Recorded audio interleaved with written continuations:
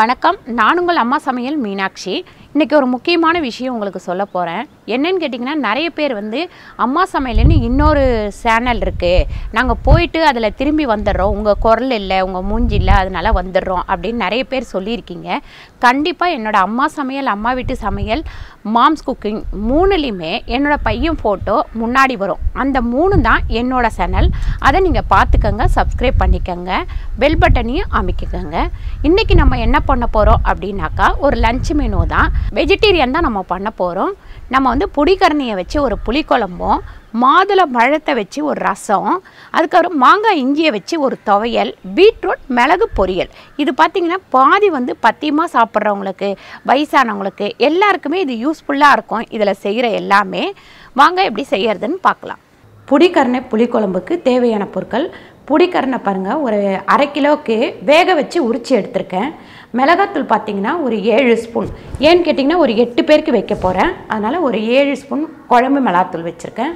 4 தக்காளி கட் பண்ணி வச்சுருக்கேன். இதை நம்ம மறுபடியும் அரைக்க போகிறோம், அதனால் பெரிய பெரிய சைஸாக கட் பண்ணி வச்சுருக்கேன்.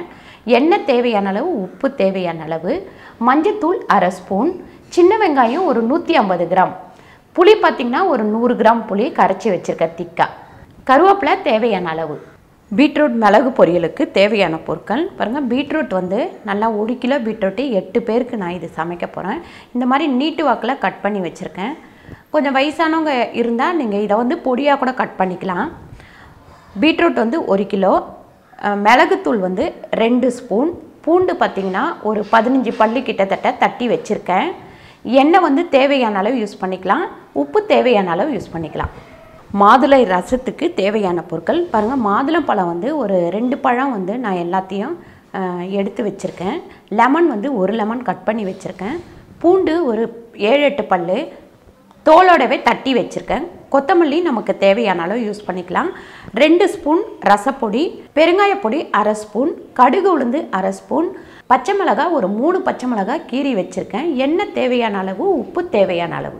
மாங்காய் இஞ்சி துவையலுக்கு தேவையான பொருட்கள் பாருங்கள். இது மாங்காய் இஞ்சி. நல்லா இதை நம்ம கட் பண்ணோம் அப்படின்னா, உடைச்சோம்னா மாங்காய் வாசனை தான் வரும், சூப்பராக இருக்கும்.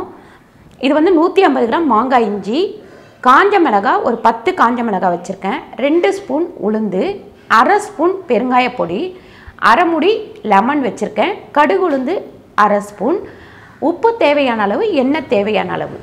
நம்ம ரசத்துக்கு ரெடி பண்ணிக்கலாம். பாருங்கள், மாதுளம் பழத்தை இதில் கொட்டிடுவோம். கொட்டிட்டு நல்லா இதில் மசிச்சுக்கலாம். பாருங்கள், இந்த மாதிரி மசிச்சுட்டு நம்ம எவ்வளோ தண்ணி வேணுமோ ரசத்துக்கு அந்த அளவுக்கு தண்ணி ஊற்றிக்கலாம். ஃபஸ்ட்டு ஒரு மக்கு ஊற்றிருக்கேன், ஒரு கப் அளவு ஊற்றிருக்கேன். இதை நல்லா இந்த மாதிரி பிசைஞ்சிருவோம். இது மிக்சியில் போட்டோம் அப்படின்னா இந்த தோலெல்லாம் வந்ததுன்னா ரசத்தோட டேஸ்ட்டு நல்லா இருக்காது. அதனால் நம்ம கையிலேயே இந்த மாதிரி பிசைஞ்சு இந்த விதை எல்லாத்தையும் நம்ம எடுத்துருவோம். அதே மாதிரி இந்த விதையை எடுத்து தூக்கி போட்டுறாதீங்க. ஒரு தொட்டியில் மண் போட்டு அந்த தொட்டியில் கொட்டி வைங்க. கொட்டி வச்சிங்கன்னா இது சூப்பராக வளர்ந்துடும். நம்ம புளி கரைக்கிற மாதிரியே இதை நல்லா கரைச்சி எடுத்துக்கிட்டிங்க அப்படின்னா இந்த பழமெல்லாம் உள்ளே இறங்கிடும், விதை மட்டும் நின்றுடும். ஒரு 2 பேருக்கு வைக்கிறீங்க அப்படின்னா ஒரு சின்ன பழம் எடுத்துக்கிட்டிங்கன்னா போதும். ஒரு 4-5 பேருக்கு வைக்கிறீங்க அப்படின்னா நல்லா ஒரு 2 பழம் பெருசாக எடுத்துக்கோங்க. இப்போ இதில் இந்த லெமன் புழிஞ்சிடலாம். இந்த ரசம் நீங்கள் 1 வயசு குழந்தைங்களுக்கு கூட தாராளமாக கொடுக்கலாம். ரொம்ப நல்லாயிருக்கும், சூப்பராக டேஸ்ட்டாகவும் நல்லாவும் இருக்கும். இப்போ இதை நம்ம வடிகட்டிக்கலாம். பாருங்கள், இந்த மாதிரி வடிகட்டிட்டு இன்னும் கொஞ்சம் இருந்ததுன்னா அதையும் போட்டு நம்ம நல்லா கொஞ்சம் மசிச்சுக்கலாம். இப்போ பாருங்கள், இந்த பூண்டு இதில் சேர்த்துக்கலாம். அதுக்கப்புறம் பார்த்திங்கன்னா இந்த ரசப்பொடியும் நம்ம இதில் சேர்த்துருவோம். நல்லா கொஞ்சம் கலக்கிக்கலாம். அதுக்கப்புறம் பெருங்காயப்பொடியும் இதில் சேர்த்துடலாம்.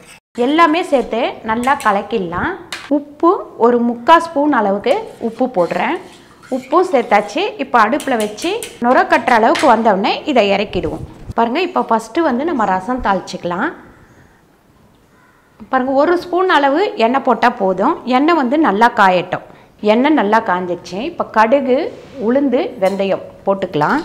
அடுத்து பார்த்திங்கன்னா பச்சை மிளகாய் போட்டுருவோம். இது நீங்கள் பச்சை மிளகாவும் சேர்த்துக்கலாம், இல்லை காஞ்ச மிளகாவும் சேர்த்துக்கலாம், இது உங்களோட விருப்பம்தான். ஆனால் பச்சை மிளகாய் போடும்போது ஒரு டேஸ்ட்டு வரும், காஞ்ச மிளகாய் போடும்போது வேறு மாதிரி டேஸ்ட்டு வரும், கொஞ்சம் வித்தியாசம் இருக்கும் டேஸ்ட்டு. இப்போ இதை ஊற்றிடுவோம். நல்லா நுர கட்டி வரும்போது இறக்கிடலாம். பாருங்கள், இந்த மாதிரி நுர கட்டி வரும்போது நம்ம அது மேலே இந்த கருவேப்பிலை போட்டுடலாம். அதுக்கப்புறம் பார்த்திங்கன்னா இந்த கொத்தமல்லியும் மேலே தூவிடலாம். ரொம்ப நமக்கு இந்த ரசம் கொதிக்கலாம் தேவையில்லை. இப்படி நுர கட்டும் போதே நம்ம இறக்கிட்டோம் அப்படின்னா சூப்பராக அந்த வாசனை அப்படியே இருக்கும். அடுப்பை சிம்மில் வச்சுட்டு இப்போ ரசத்தை எடுத்து கொட்டிக்கலாம் ஒரு பாத்திரத்தில். இப்போ பாருங்கள், அதே கடாயில் கொஞ்சம் தண்ணி விட்டு நான் கலக்கி விட்டுட்டேன். இப்போ அதுலேயே நம்ம மாங்காய் இஞ்சி துவையலுக்கு வதக்கிக்கலாம். எண்ணெய் பார்த்திங்கன்னா 1 ஸ்பூன் அளவு தான் எண்ணெய் போட்டிருக்கேன். எண்ணெய் நல்லா காஞ்சதுக்கப்புறம் இந்த உளுந்தையும் பெருங்காயத்தையும் இதில் சேர்த்துடலாம். அதுக்கடுத்து பார்த்திங்கன்னா இந்த காஞ்ச மிளகாய் நல்லா கொஞ்சம் உளுந்து செவந்து வரும்போது நம்ம அந்த மாங்காய் இஞ்சியை அதில் சேர்த்துக்கலாம். இந்த துவையலுக்கு தேவையான அளவு ஒரு 1/2 ஸ்பூன் உப்பு சேர்த்துக்கிறேன். பாருங்கள், இந்த மாதிரி செவக்கும் போது நம்ம இந்த மாங்காய் இஞ்சியை இதில் சேர்த்துடலாம். இந்த துவையல் பார்த்திங்கன்னா நம்ம கஞ்சிக்கு கூட வச்சு குடிக்கலாம். உடம்பு சரியில்லை, ஒரு காய்ச்சல் அந்த மாதிரி, இல்லை வேறு மாதிரி ப்ராப்ளம், கஞ்சி தான் குடிக்கிறாங்க அப்படின்னா இந்த துவையல் வச்சு சாப்பிட்டோம்னா செம்ம டேஸ்ட்டாக இருக்கும். இன்னும் கொஞ்சம் கூட கஞ்சி கொஞ்சம் கூட குடிக்கலாம் போல் தோணும். பாருங்க, இந்த அளவுக்கு வதங்கினா போதும். இதை எடுத்து நம்ம ஆற வச்சிடலாம். அதுக்கப்புறம் நம்ம மிக்சியில் போட்டு அரைச்சிக்கலாம். இப்போ புளிக்கரணை காரக்குழம்புக்கு இந்த வெங்காயத்தை ஒரு சுற்றிட்டு வந்துடலாம். அதுங்காட்டி நம்ம எண்ணெய் போட்டுக்கலாம். ஒரு 4-5 ஸ்பூன் எண்ணெய் போட்டுக்கலாம். இந்த குழம்புக்கு கொஞ்சம் எண்ணெய் கூட போட்டிங்கன்னா தான் நல்லாயிருக்கும். இந்த எண்ணெய் காஞ்சிட்ருக்கிற வேலைக்கு நம்ம இந்த வெங்காயத்தை அரைச்சி எடுத்துகிட்டு வந்துடலாம். பாருங்கள், எண்ணெய் நல்லா காஞ்சிடுச்சு. இதில் பார்த்திங்கன்னா நம்ம இந்த அரைச்ச வெங்காயத்தை இதில் சேர்த்துக்கலாம். அது கூட சேர்த்து நம்ம கருவேப்பிலை சேர்த்துக்கலாம். இதுக்கு நம்ம கடுகு உளுந்து போடணும்னு அவசியம் இல்லை. உங்களுக்கு வேணும் அப்படின்னா அது சேர்த்துக்கங்க.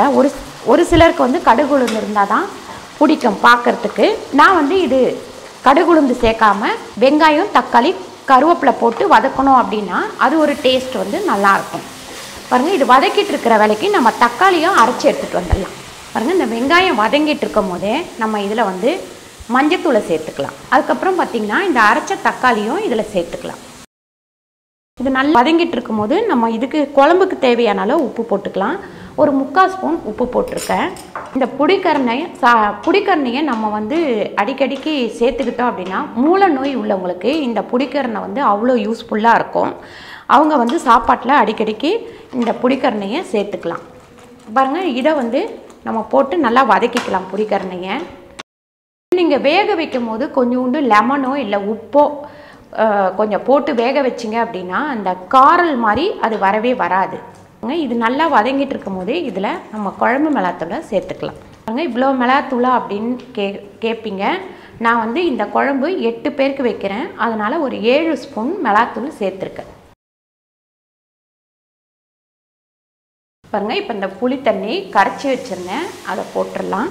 நம்ம தண்ணி எவ்வளோ தேவையோ கொஞ்சம் சேர்த்துக்கலாம். நிறைய பேருக்கு கொஞ்சம் திக்காக இருக்கட்டும் அப்படின்னு யோசிக்கிறவங்களுக்கு கொஞ்சம் அப்படியே திக்காக வச்சுக்கோங்க.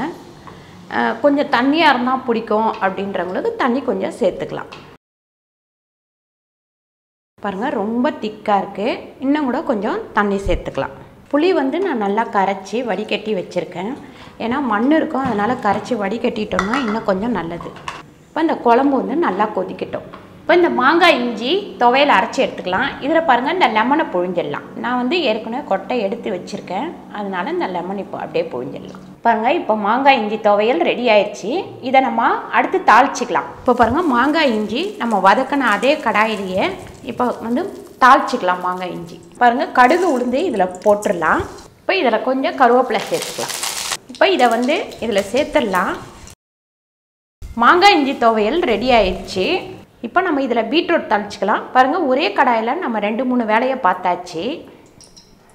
பாருங்கள், ஒரு 3 ஸ்பூன் அளவு நான் எண்ணெய் போட்டிருக்கேன். பாருங்கள், ஃபஸ்ட்டு இந்த பூண்டு சேர்த்துக்கலாம். நல்லா உரித்து பூண்டை இந்த மாதிரி தட்டி எடுத்து வச்சுக்கிட்டிங்கன்னா நம்ம வதக்கிட்டு போடும்போது நல்லா சூப்பராக இருக்கும். பூண்டோட பச்சை வாடை போகிற வரைக்கும் கொஞ்சம் வதக்கிக்கோங்க. கொஞ்சம் இப்படி லைட்டாக கலர் மாறும்போது நம்ம இந்த பீட்ரூட்டை சேர்த்துக்கலாம். பீட்ரூட்டை ஒரு வதக்கல் நல்லா வதக்கிக்கங்க. இது நான் ஒரு அழகாக இருக்கட்டும் அப்படின்றதுக்காக இப்படி நீட்டாக வெட்டியிருக்கேன். உங்களுக்கு தேவையில்லை இப்படி நீட்டாக எங்களுக்கு பிடிக்காது அப்படின்னா நீங்கள் பொடியாக கூட கட் பண்ணிக்கோங்க. பாருங்கள், இதுக்கு ஒரு அரை ஸ்பூன் அளவு உப்பு சேர்த்துக்கிறேன். பாருங்கள், ஒரு 1/4 ஜக் அளவு தண்ணி சேர்த்துக்கலாம். இதில் வந்து வேறு எந்த டேஸ்ட்டும் இல்லை. இந்த பூண்டு, இந்த மிளகுத்தூள் இது ரெண்டும் தான். வந்து நம்ம பத்தியமாக சாப்பிட்றோம், எதுவுமே சேர்க்கக்கூடாது அப்படின்றவங்க கூட இந்த மாதிரி இந்த பொரியலை செஞ்சு சாப்பிட்டுக்கலாம். பூண்டு சேர்க்க பிடிக்காது அப்படின்னா பூண்டு கூட சேர்க்க தேவையில்ல, வெறும் மிளகுத்தூள் மட்டும் சேர்த்துக்கலாம். இப்போ இதை மூடி வச்சிடலாம். பாருங்கள், சூப்பராக புளிக்கரணை புளிக்குழம்பு ரெடி ஆயிடுச்சு. லைட்டாக மேலே எண்ணெய் தெளியும் பாருங்கள். எண்ணெய் தெளியும் போது எடுத்துட்டிங்க அப்படின்னா டேஸ்ட் வந்து நல்லாயிருக்கும். பாருங்கள், லைட்டாக எண்ணெய் தெளிஞ்சு வருது. இப்போ இதை இறக்கிட்டு நம்ம பீட்ரூட் தாளிச்சிக்கலாம். பாருங்கள், பீட்ரூட்லங்க தண்ணி ஃபுல்லாக வற்றி நல்லா வெந்துருக்கு. பாருங்கள், அந்த பூண்டோட வாசனை வந்து ரொம்ப சூப்பராக இருக்கும். சப்போஸ் பூண்டோட வாசனை உங்களுக்கு பிடிக்கல அப்படின்னா வெறும் மிளகு மட்டும் சேர்த்திங்கன்னா போதும். இப்போ நல்ல கடைசியில் இந்த மிளகு சேர்த்துக்கலாம், மிளகு பொடியை சேர்த்துக்கலாம். சேர்த்து நல்லா இந்த மாதிரி வதக்கலாம். நீங்கள் பீட்ரூட் வேகும் போது கொஞ்சம் அதிகமான தீயிலையும் கம்மியான தீயிலையும் மாற்றி மாற்றி வேக விட்டிங்கன்னா நல்லா வெந்துடும்.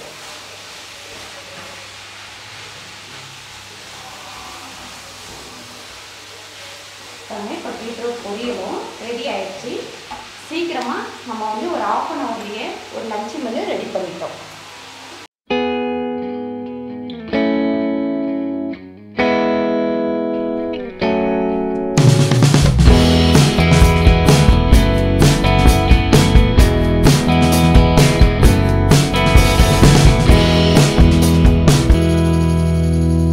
இந்த வீடியோ உங்களுக்கு பிடிச்சிருந்தா லைக் பண்ணுங்கள், ஷேர் பண்ணுங்கள், சப்ஸ்கிரைப் பண்ணுங்கள், ஃபேஸ்புக்கில் ஷேர் பண்ணுங்கள், மறக்காமல் கமெண்ட் பண்ணுங்கள். நன்றி, வணக்கம்.